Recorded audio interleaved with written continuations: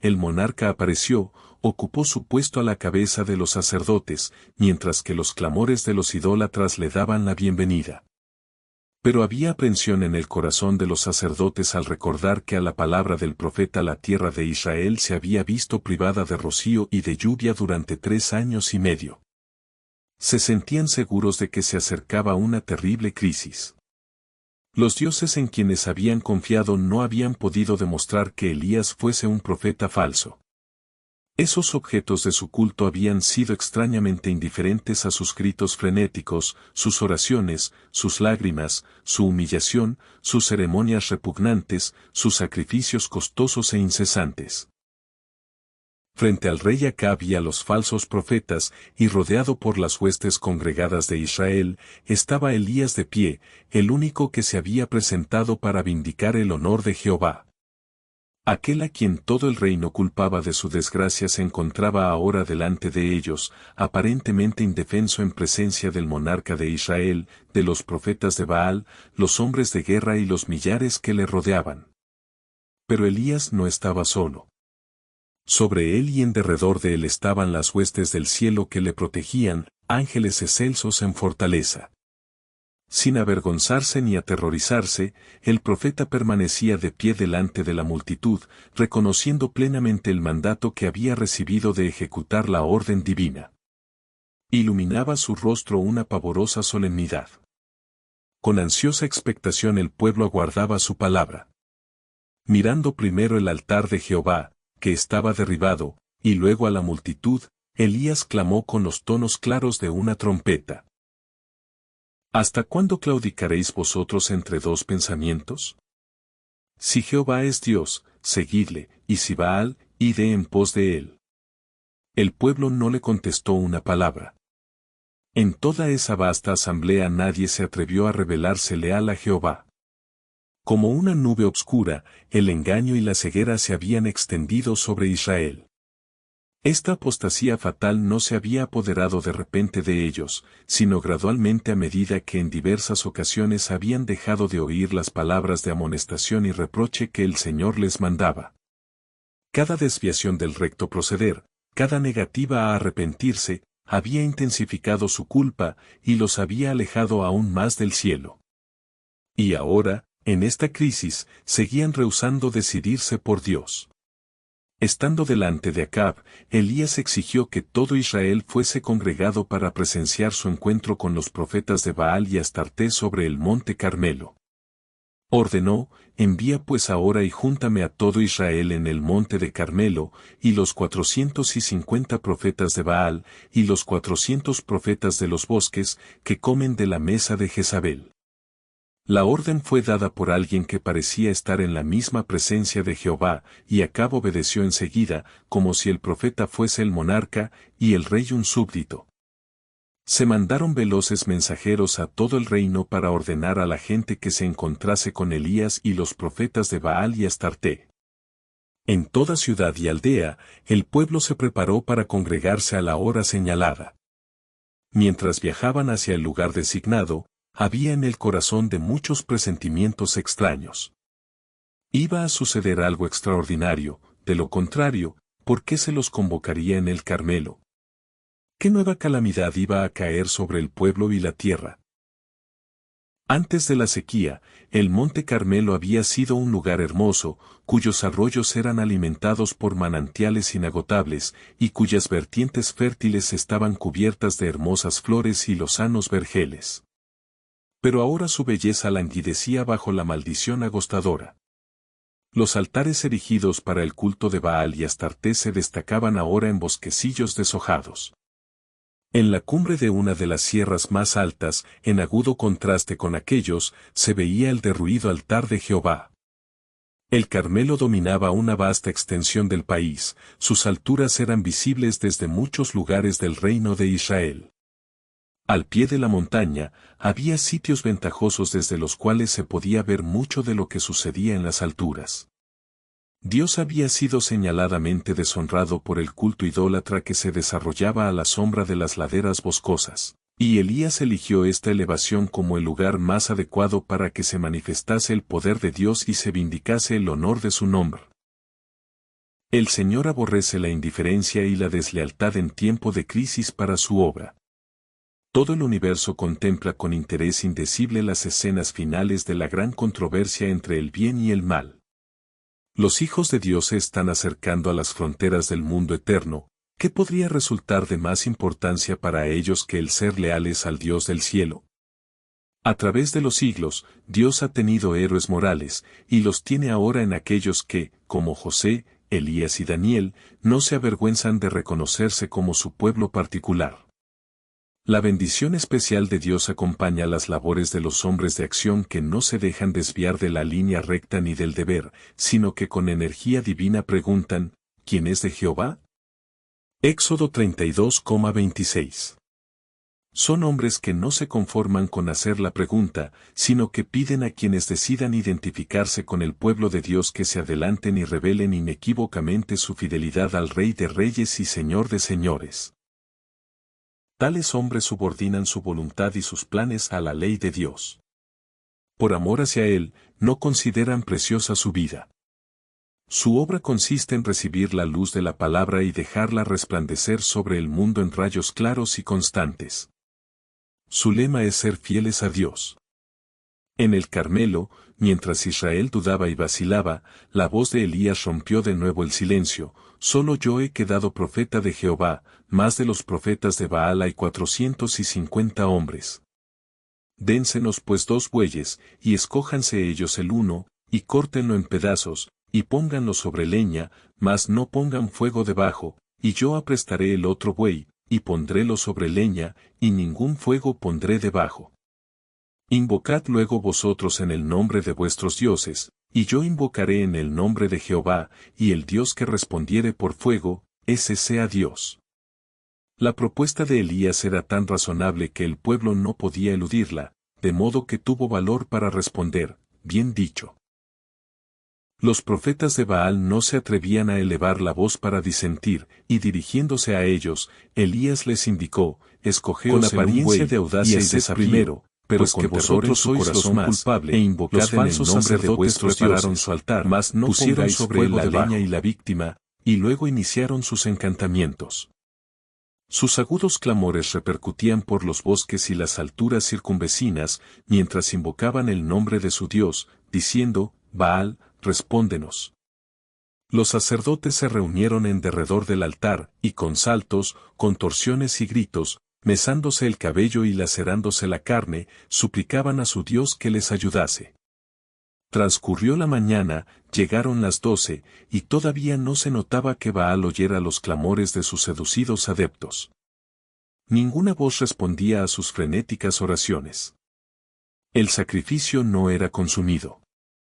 Mientras continuaban sus frenéticas devociones, los astutos sacerdotes procuraban de continuo idear algún modo de encender un fuego sobre el altar y de inducir al pueblo a creer que ese fuego provenía directamente de Baal. Pero Elías vigilaba cada uno de sus movimientos. Y los sacerdotes, esperando contra toda esperanza que se les presentase alguna oportunidad de engañar a la gente, continuaban ejecutando sus ceremonias sin sentido. Y aconteció al mediodía, que Elías se burlaba de ellos, diciendo: gritad en alta voz que Dios es, quizá está conversando, o tiene algún empeño, o va de camino, acaso duerme, y despertará. Y ellos clamaban a grandes voces, y sajábanse con cuchillos y con lancetas conforme a su costumbre, hasta chorrear la sangre sobre ellos. Pasó el mediodía, y aunque ellos profetizaran hasta el tiempo del sacrificio del presente, no había voz, ni quien respondiese ni escuchase. Gustosamente habría acudido Satanás en auxilio de aquellos a quienes había engañado, y que se consagraban a su servicio. Gustosamente habría mandado un relámpago para encender su sacrificio. Pero Jehová había puesto límites y restricciones a su poder, y ni aun todas las artimañas del enemigo podían hacer llegar una chispa al altar de Baal. Por fin, enronquecidos por sus gritos, con ropas manchadas de sangre por las heridas que se habían infligido, los sacerdotes cayeron presa de la desesperación. Perseverando en su frenesí, empezaron a mezclar con sus súplicas terribles maldiciones para su Dios, el sol, mientras Elías continuaba velando atentamente, porque sabía que si mediante cualquier ardid los sacerdotes hubiesen logrado encender fuego sobre su altar, se le habría desgarrado a él inmediatamente. Ya era la hora del sacrificio de la tarde, y Elías invitó así al pueblo: acercaos a mí. Mientras se acercaban temblorosamente, se puso a reparar el altar frente al cual hubo una vez hombres que adoraban al Dios del cielo. Para él este montón de ruinas era más precioso que todos los magníficos altares del paganismo. En la reconstrucción del viejo altar, Elías reveló su respeto por el pacto que el Señor había hecho con Israel cuando cruzó el Jordán para entrar en la tierra prometida. Escogiendo Elías 12 piedras, conforme al número de las tribus de los hijos de Jacob, edificó con las piedras un altar en el nombre de Jehová. Los desilusionados sacerdotes de Baal, agotados por sus vanos esfuerzos, aguardaban para ver lo que iba a hacer Elías. Sentían odio hacia el profeta por haber propuesto una prueba que había revelado la debilidad e ineficacia de sus dioses, pero al mismo tiempo temían su poder. El pueblo, también temeroso, y con el aliento en suspenso por la expectación, observaba mientras Elías continuaba sus preparativos. La calma del profeta resaltaba en agudo contraste con el frenético y insensato fanatismo de los partidarios de Baal. Una vez reparado el altar, el profeta cavó una trinchera en derredor de él, y habiendo puesto la leña en orden y preparado el novillo, puso esa víctima sobre el altar, y ordenó al pueblo que regase con agua el sacrificio y el altar. Sus indicaciones fueron: henchid 4 cántaros de agua, y derramadla sobre el holocausto y sobre la leña. Y dijo: hacedlo otra vez, y otra vez lo hicieron. Dijo aún: hacedlo la tercera vez, e hiciéronlo la tercera vez. De manera que las aguas corrían alrededor del altar, y había también henchido de agua la reguera. Recordando al pueblo la larga apostasía que había despertado la ira de Jehová, Elías le invitó a humillar su corazón y a retornar al Dios de sus padres, a fin de que pudiese borrarse la maldición que descansaba sobre la tierra. Luego, postrándose reverentemente delante del Dios invisible, elevó las manos hacia el cielo y pronunció una sencilla oración. Desde temprano por la mañana hasta el atardecer, los sacerdotes de Baal habían lanzado gritos y espumarajos mientras daban saltos, pero mientras Elías oraba, no repercutieron gritos sobre las alturas del Carmelo.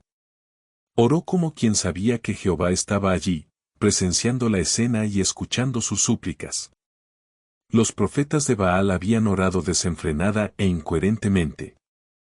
Elías rogó con sencillez y fervor a Dios que manifestase su superioridad sobre Baal, a fin de que Israel fuese inducido a regresar hacia él.